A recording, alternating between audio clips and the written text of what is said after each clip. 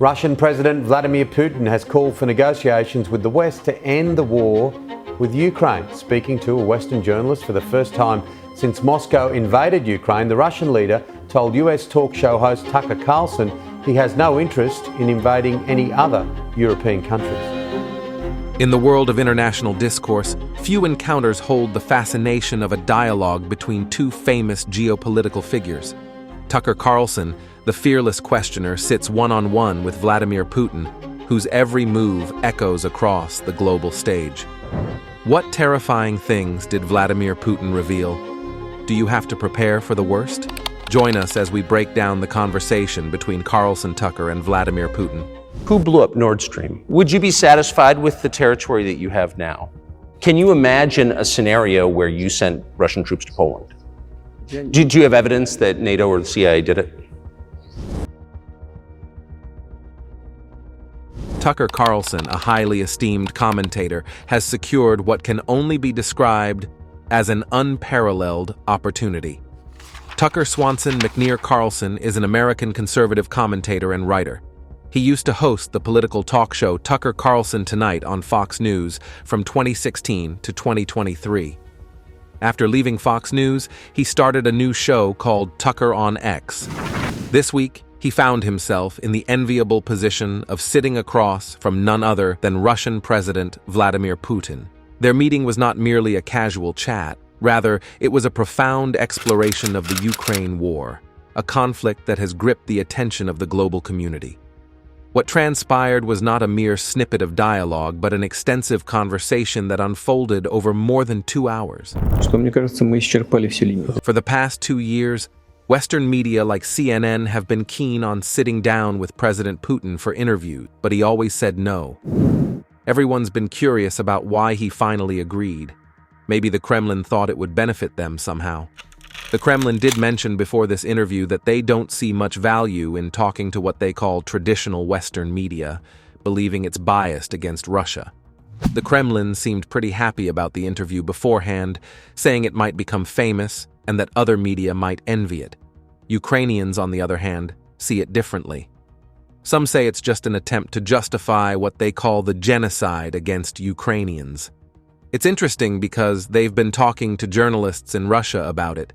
It's widely known that much of what Putin says is often twisted with manipulation, deceit, and rigidly rehearsed talking points that surprise few. However, it's quite surprising for fellow journalists to suggest that Carlson should face consequences simply for engaging in conversation with Putin.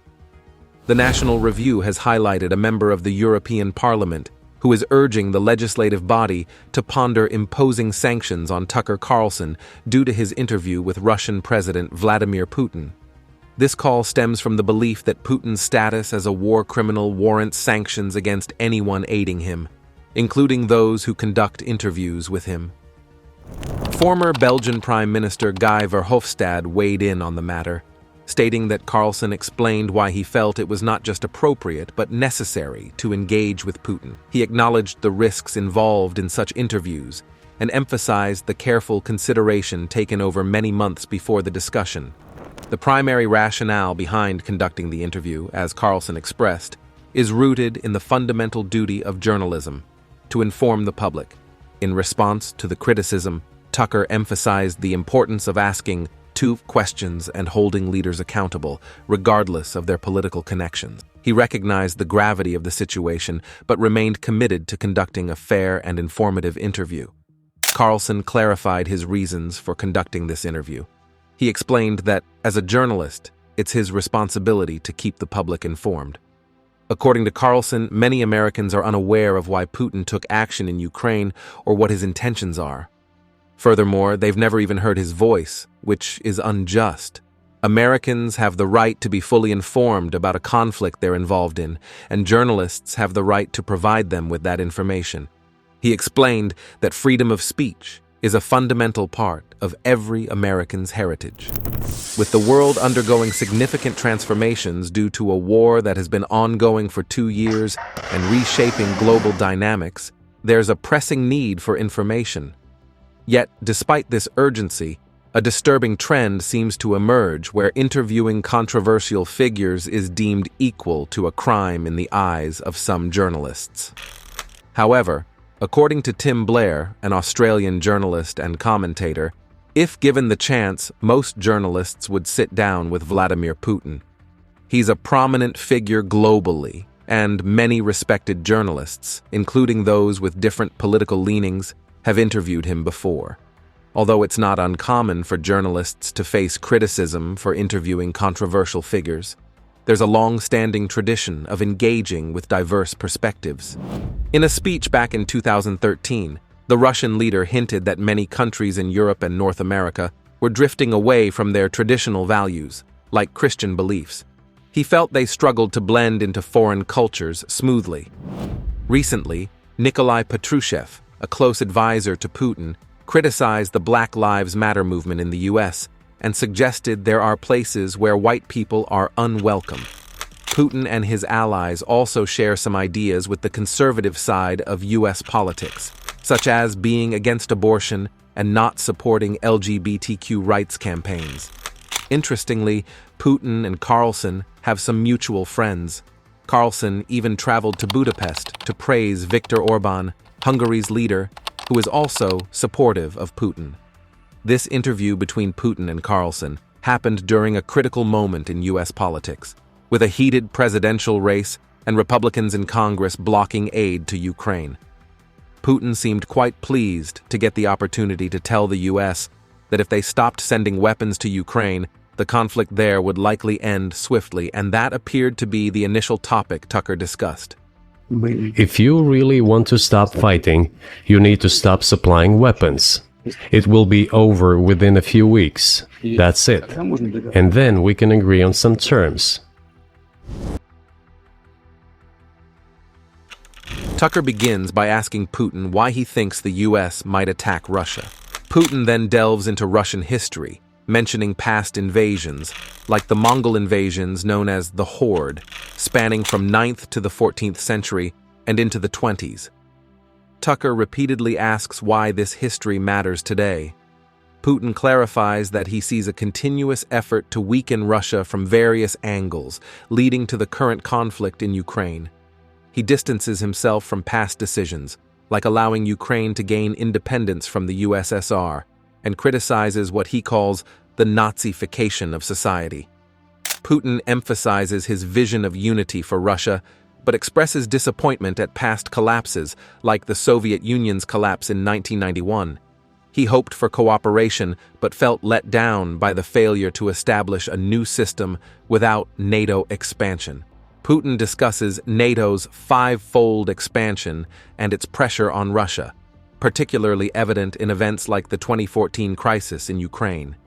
He insists his stance isn't about resentment, but concerns over NATO's growing influence, as illustrated by a chart showing NATO's expansion toward Russian territory. We will briefly discuss the events of 2014, but before that, let's dive into the almost partnership between Vladimir Putin and George Bush back in August of 2007. Putin proposed a joint missile defense program as a counteroffer to Bush's planned U.S. missile shield defense system. Bush himself acknowledged this proposal as innovative. During the interview, Putin suggested that collaborating on this plan could have made a significant impact on the world. However, the deal fell apart, with Putin implying that it was due to pressure from within the American system rather than personal animosity between him and Bush. According to Putin, the breakdown of the deal led Russia to develop its missiles, including hypersonic ones. He points to 2008 as a turning point, citing U.S. support for separatists in Kosovo. This move, along with the U.S. offering Ukraine and Georgia membership in NATO, angered Putin. He believed Ukraine should remain neutral and questioned why NATO membership was being pushed on them. The period between 2005 and 2010 saw a shifting political landscape in Ukraine, with Viktor Yushchenko initially leaning towards the West, but later replaced by Viktor Yanukovych, who favored closer ties with Russia. Yanukovych served as Ukraine's president from 2010 to 2014. At one point, there was a consideration for open borders between Ukraine and the European Union. However, this idea was met with opposition from Vladimir Putin. He expressed concerns that open borders could lead to an influx of goods into Ukraine, which might negatively impact Russia's economy. This disagreement heightened tensions between the two sides. In response to the potential open border policy with the EU, Ukraine's leader at the time, Viktor Yanukovych, initially seemed willing to support Russia's interests. However, when Yanukovych eventually shifted his allegiance towards Russia, there was a sudden and dramatic turn of events. His decision led to what is commonly referred to as a coup d'état, a military overthrow of the presidency. Vladimir Putin went as far as to suggest that the CIA had a hand in planning this coup. He even jokingly remarked about Tucker Carlson's supposed interest in joining the CIA, implying relief that Carlson's application was denied. This light-hearted jab belied the seriousness of the situation and highlighted Putin's suspicion of Western involvement. Following the trouble in Ukraine's leadership, Russia seized control of Crimea. However, the West disputed Russia's actions, labeling them as an illegal occupation of Crimea. According to Western accounts, Russian forces occupied Crimea to suppress protests and subsequently made the formation of an independent Republic of Crimea easy, which was then annexed by Russia. However, Putin sees this annexation differently. He portrays Russia's actions as a response to the alleged coup in Ukraine, suggesting that the U.S. backed the events leading to the crisis. Crimea's strategic importance, particularly its vital seaport in Sevastopol, cannot be overstated.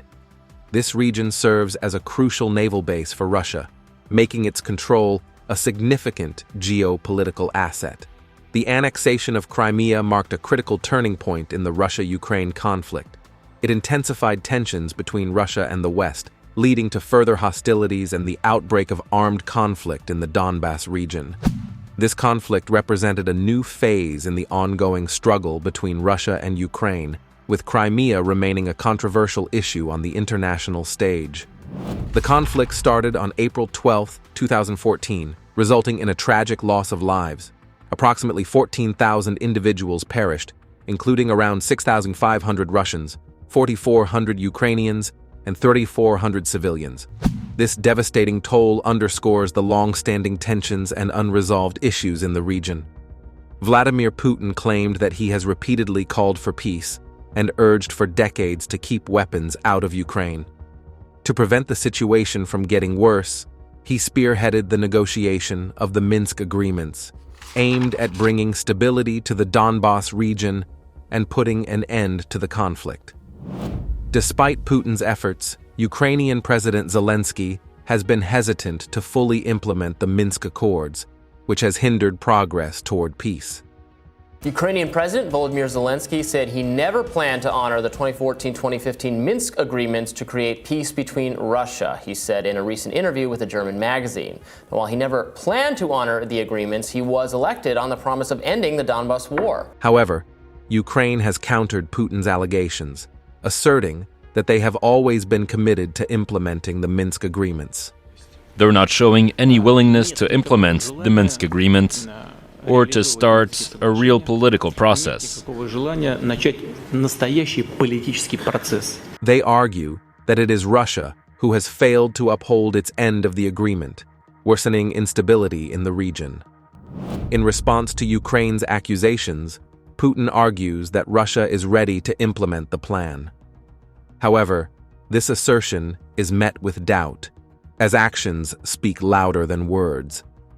Despite his assurances, the implementation of the Minsk agreements remains elusive, leaving the region sinking in uncertainty and continued conflict. So, it seems like Ukraine's accusation had some merit after all. This wasn't the only time during the interview where Putin slipped up a bit.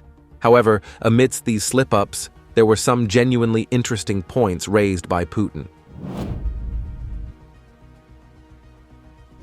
Putin suggests that bringing the residents of Donbas back to Ukraine could help heal wounds. He often mentions his belief that Ukrainian people are essentially Russians at heart. However, studies by organizations like Pew Research show a more mixed sentiment among Ukrainians towards Russia compared to Polish individuals. The question remains, why does the conflict persist and when will it end? Putin emphasizes the need for what he calls the denazification of Ukraine. He mentions discussions about this issue in Istanbul and recounts withdrawing military forces from Kyiv as a negotiation tactic. However, there's a difference in perspectives. While the Western viewpoint suggests that Ukraine pushed Russia out, Russia claims they left voluntarily as part of negotiations. Putin emphasizes the significance of denazification, pointing to Ukraine's historical collaboration with Nazi Germany during World War II. He acknowledges Ukraine's Jewish population and the presence of monuments to Ukrainian historical figures with ties to Hitler. Putin alleges that Ukraine's President Zelensky visited Canada's parliament, where a former Nazi Party member delivered a speech, raising concerns about modern-day Nazi sympathies. This individual belonged to an esteemed division of the Nazi Party known as the Waffen-SS, a term that translates to weapon SS. Нет, закончим. Вы же задали вопрос по неонацизму и денацификации. The president of Ukraine visited Canada. The story is well known, but being silenced in the Western countries. The Canadian Parliament introduced a man who, as the Speaker of the Parliament said, fought against the Russians during the World War II. Well, who fought against the Russians during the World War II? Hitler and his accomplices. The incident in question unfolded on September 22, 2023. A relatively recent occurrence that has stirred significant controversy. What increased the seriousness of the situation was not solely the fact that this person addressed the Canadian Parliament, sparking what can only be described as a major scandal. It was the astounding response they received. A standing ovation, not once, but twice, from those in attendance. Putin, in his discourse, noted a significant absence of communication with Biden, dating back to before his military actions commenced.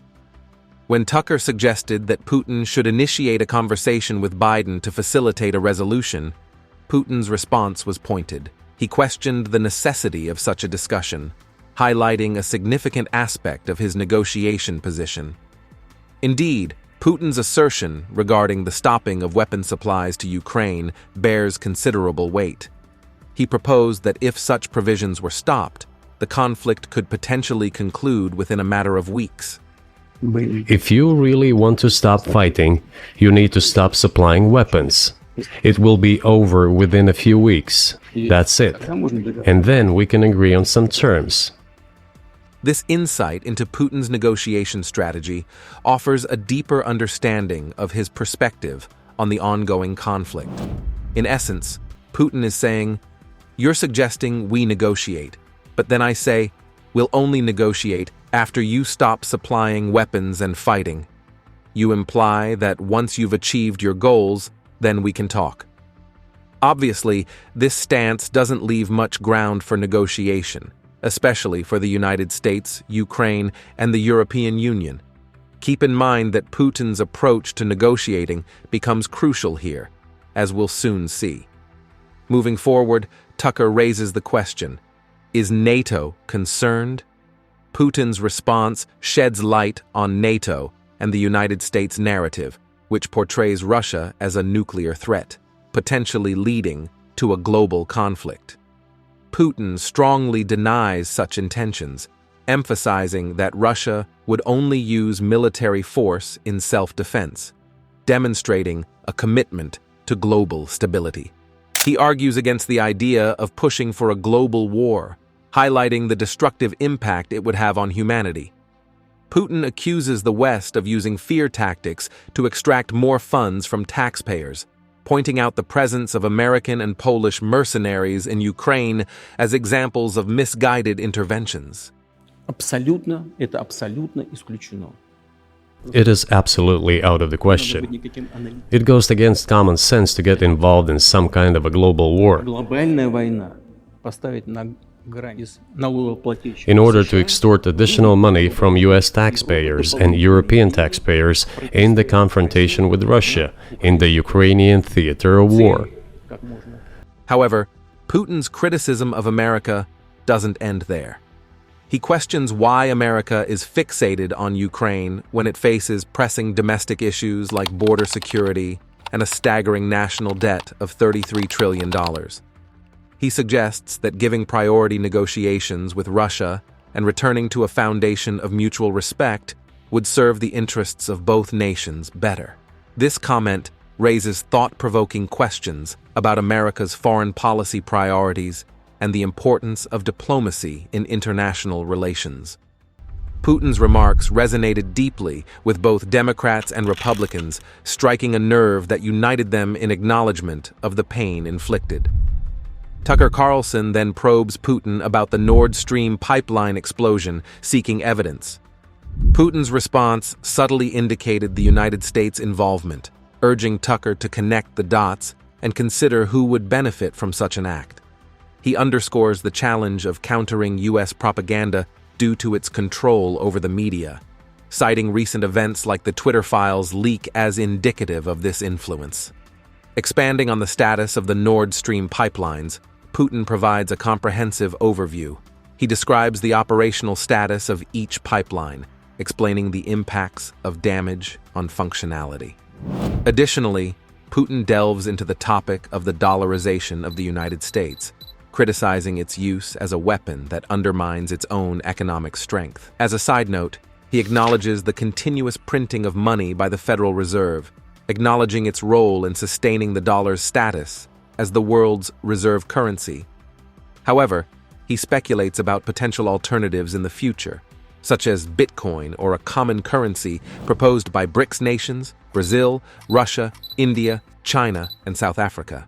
Addressing Tucker's concern regarding Chinese dominance within BRICS, Putin offers insights into the potential effects. This exchange adds depth to the dialogue, exploring the complexities of global economic alliances and their potential implications. Putin's response to this matter is quite interesting.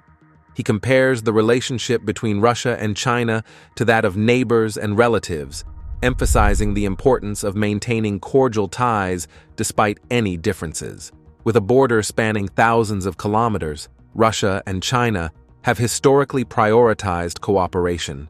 Putin highlights China's willingness to find common ground, suggesting that Russia shares a similar disposition. Drawing a parallel, Putin suggests that if Russia can collaborate with China, a global powerhouse, then it should be possible to work with the United States as well. He acknowledges the significant advantage the U.S. holds with its ability to print money at will, emphasizing the importance of diversifying assets to mitigate the risks associated with inflation and currency devaluation.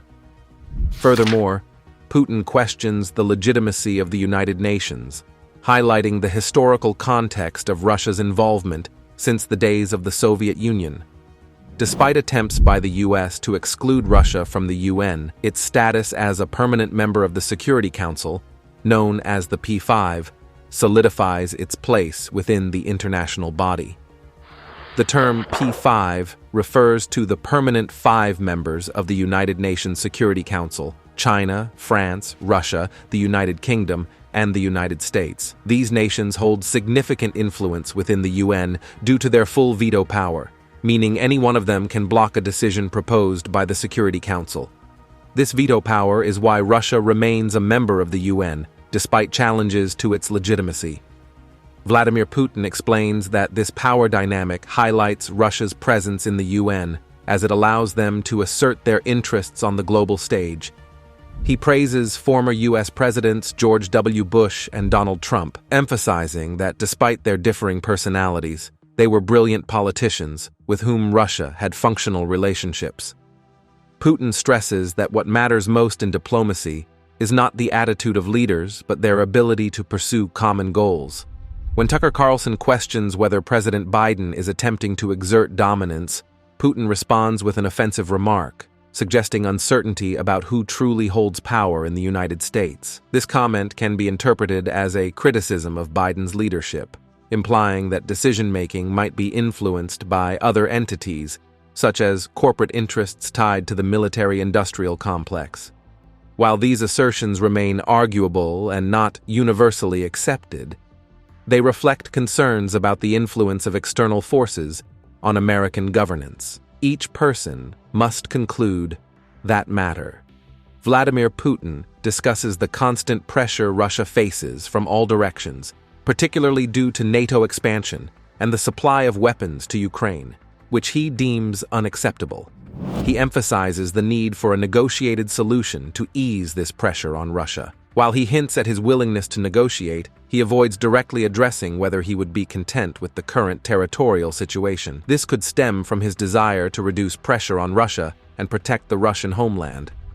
Putin expresses his belief in eventual unity between Russians and Ukrainians, suggesting that religion could play a unifying role. He argues that true faith resides in one's heart rather than in outward rituals. Additionally, he questions the closure of Orthodox churches in Ukraine, implying doubt about Ukraine's sincerity in negotiations for unity.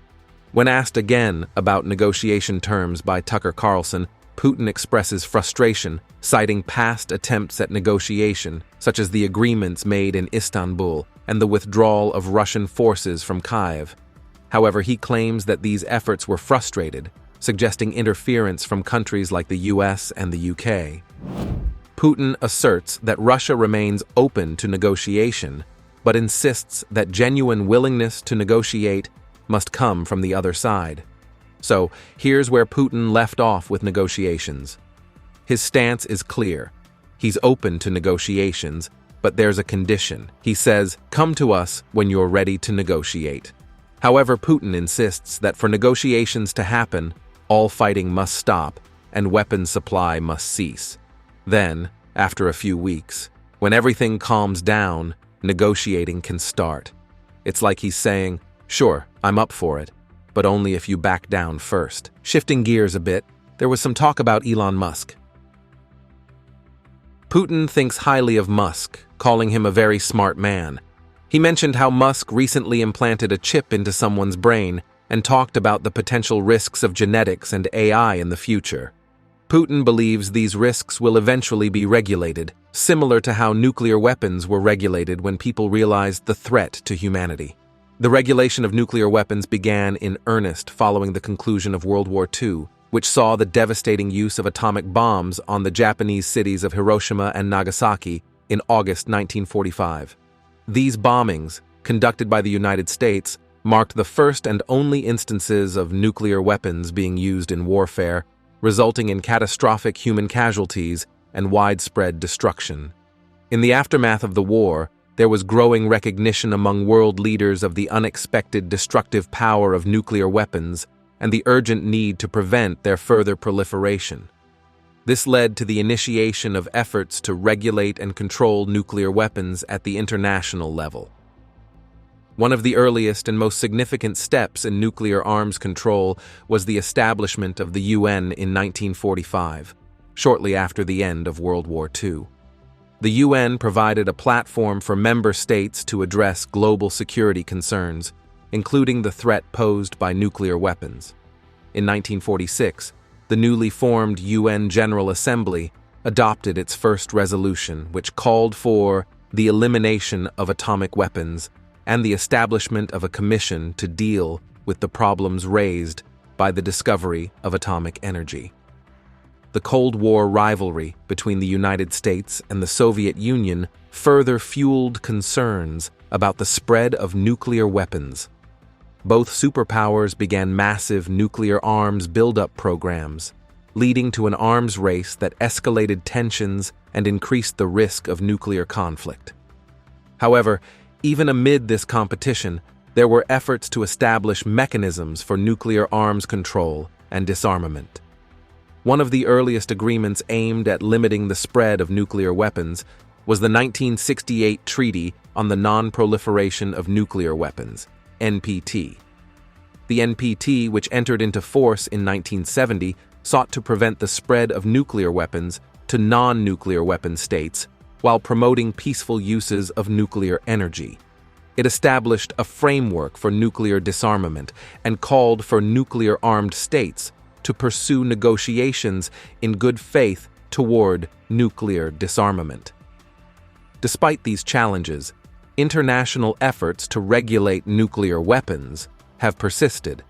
Treaties such as the Comprehensive Nuclear Test Ban Treaty, CTBT, and the Treaty on the Prohibition of Nuclear Weapons, TPNW, have sought to strengthen the global norm against nuclear testing and the use of nuclear weapons. Additionally, initiatives such as the Nuclear Security Summits have focused on enhancing the security of nuclear materials and preventing nuclear terrorism.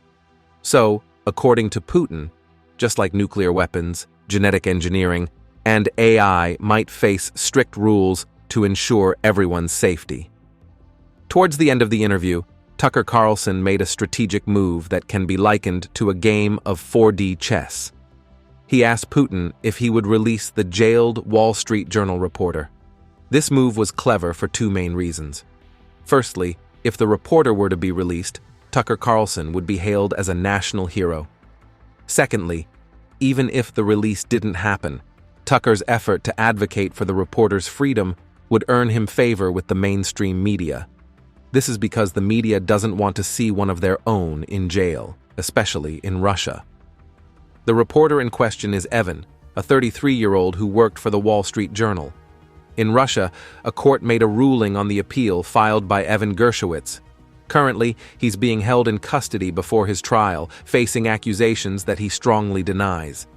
Many Americans find the court's decision disappointing, although it wasn't entirely unexpected. There's doubt about whether Gershowitz will be granted bail, given the circumstances.